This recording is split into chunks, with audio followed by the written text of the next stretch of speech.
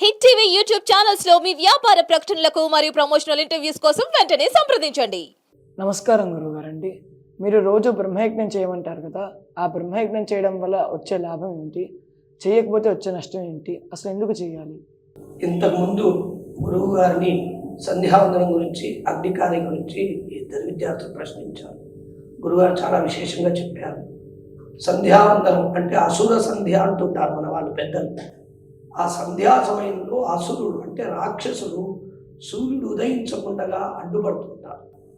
కాబట్టి ఆ రాక్షసుడు తొలగిపోయి సూర్యుడు ఉదయించడం కోసం ఎవరైతే ఉపనయనం చేసుకున్న బ్రహ్మచారి ఉంటాడో ఆ బ్రహ్మచారి అర్ఘ్యప్రదానం చేసుకుంటే ఆ అర్ఘ్యప్రదానం వదలడం వల్ల ఆ యొక్క ఉదకం ఉందే ఆ ఉదకం వజ్రాయుధంగా మారి ఆ అసురులను సంహరించి సూర్యుడు ఉదయించేటట్టుగా చేస్తారు. కనుక సంధ్యావందనం తప్పకుండా చేయాలి. ఇది ఒక విషయం. అగ్నికార్యం గురించి కూడా గురువుగారు చాలా విశేషంగా చెప్పారు. అగ్నికార్యం కూడా ఎందుకు చేయాలంటే బ్రహ్మచారి ఉదయం సాయంత్రం అగ్నికార్యం చేయడం వల్ల మేధస్సు పెరగడమే కాకుండా దౌర్బ్రాహ్మణ్యం పోతుంది. అంటే మనము చాలా క్రియలు కర్మలు ఆచరించాలి, అవన్నీ ఆచరించలేకపోతున్నాం. కాబట్టి దౌర్బ్రాహ్మణ్యం పోతేనే వేదం చదువుకోవడానికి అధికారం వస్తుంది. దౌర్బ్రాహ్మణ్యం అంటే ఏమిటి అంటే, దౌర్బ్రాహ్మణుడు అంటే బ్రాహ్మణుడు చేయకూడని పనులు ఉంటాయి నిత్యకృత్యం. అవన్నీ ప్రస్తుత కాలంలో కొద్దిగా కష్టంగా ఉంది. కాబట్టి ఆ యొక్క దోషాలు పోవడం కోసం అగ్నికార్యం అనే సమిధాదానాన్ని కూడా అంటారు. 17 మంత్రాలతోటి ఆ సమిధలు వేస్తే మనం నిత్యకృత్యంలో ఏదైనా బ్రాహ్మణుడు ఆచరించాల్సిన నియమాలు ఆచరించకపోతే ఆ దోషాలు పోయి మనకి మళ్ళీ బ్రాహ్మణత్వం వచ్చి తద్వారా మనం వేదం చదువుకోవడానికి ఒక అధికారం వస్తుంది. తర్వాత ఈ విద్యార్థి సంధ్యానం గురించి అడిగాడు, ఈ విద్యార్థి అగ్నికార్యం గురించి అడిగాడు, నువ్వు బ్రహ్మయజ్ఞం గురించి అడిగాడు. బ్రహ్మయజ్ఞం అంటే మనం మనిషి పుట్టినప్పుడు 3 రుణాలతో పుడతాడు. దేవరుణం, ఋషి రుణం, పితృణం. ఈ ముగ్గురు కూడా మనం పుట్టినప్పుడు వీళ్ళ రుణపడి పుడతాము. ఆ తర్వాతే తల్లిదండ్రులకు రుణం. కాబట్టి ఈ యొక్క రుణాన్ని మనం తీర్చుకోవాలంటే దేవతలకి దుర్భిక్షం దేవ లోకేషు అంటే అక్కడ దుర్భిక్షం ఉంటుంది. అందుకే దేవతలు ఈ యొక్క మానవాళిని సృష్టించుకుంటారు. ఈ యొక్క మానవాళిలో విశేషంగా ఈ వేదాధ్యయన పనులని కూడా యజ్ఞయాగాదులు చేసే వాళ్ళని కూడా వారు సృష్టించుకుంటారు. ఎందుకు ఈ యజ్ఞయాగాదులు చేసే వాళ్ళు సృష్టించుకుంటారంటే ఈ యజ్ఞయాగాదుల ద్వారా వచ్చే హవిర్భాగాలు ఎప్పుడైతే దేవతలకు అందుతాయో ఆ దేవతలు ఆ హవిర్భాగాలు తీసుకొని సంతోషపడతారు.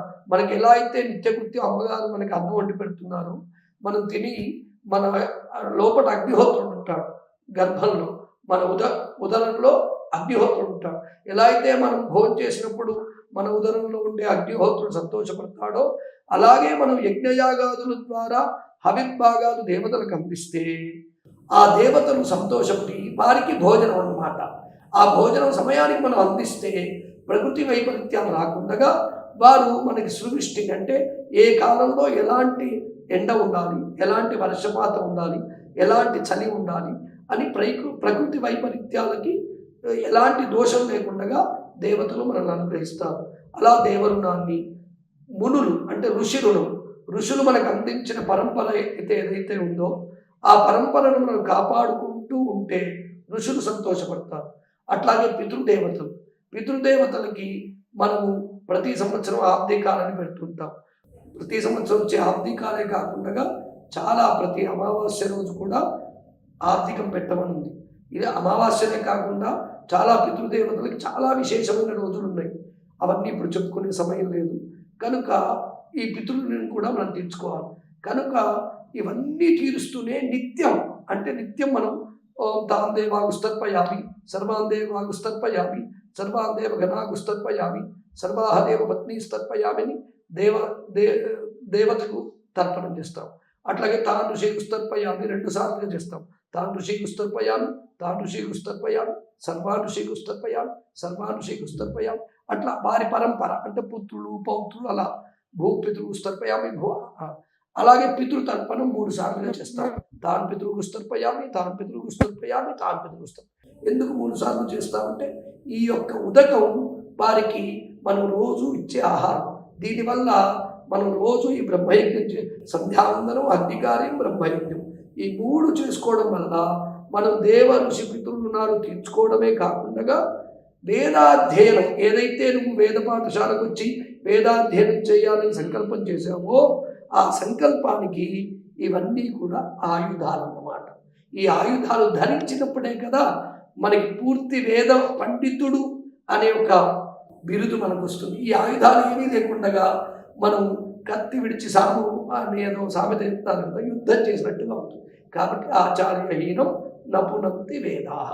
ఆచారం లేకుండా అంటే బ్రాహ్మీ ముహూర్తంలో లేచి సంధ్యానుష్ఠానం చేసుకొని బ్రహ్మయజ్ఞం చేసుకొని వేదాధ్యయనం చేస్తే దానికి ఉండే ప్రాశస్తం, విశేషత, వర్చస్సు, మనల్ని చూడగానే ఎదుటి వాళ్ళు గౌరవించే తీరు, ఇవన్నీ కూడా ఎంతో కొంత తేడా వస్తాయి. కనుక బ్రహ్మయజ్ఞం తప్పకుండా చేస్తేనే వేదాధ్యయనం చేయడమే. వేదాధ్యయనం చేయకపోయినా కూడా బ్రాహ్మణైన వాడు సంధ్యావందనం, అగ్నికార్యం, బ్రహ్మయజ్ఞం ఏ ప్రారంధవశాత్తు బ్రాహ్మణే పుట్టి అతను వేదం చదువుకోలేకపోతే ఇవన్నీ ఆచరించకూడదా అంటే లేదు. అవన్నీ అతను ఆచరించే అతను ఏదైతే వృత్తి స్వీకరించాడో ఆ వృత్తిని చేయాలి తప్ప ఈ సకాలంలో వేదాధ్యయనం చేయని వాడైనా సరే సంధ్యావందనం, అగ్నికార్యం, బ్రహ్మయజ్ఞం ఈ 3 కూడా చేయాలి ఆయన. కాబట్టి ప్రతి వారు ఈ యొక్క సంధ్యావందన, బ్రహ్మయజ్ఞాలు చేయాలని ఆ కలిపురుషుడు మనల్ని అనుగ్రహించాలని చెప్పి మనం ప్రార్థిద్దాం.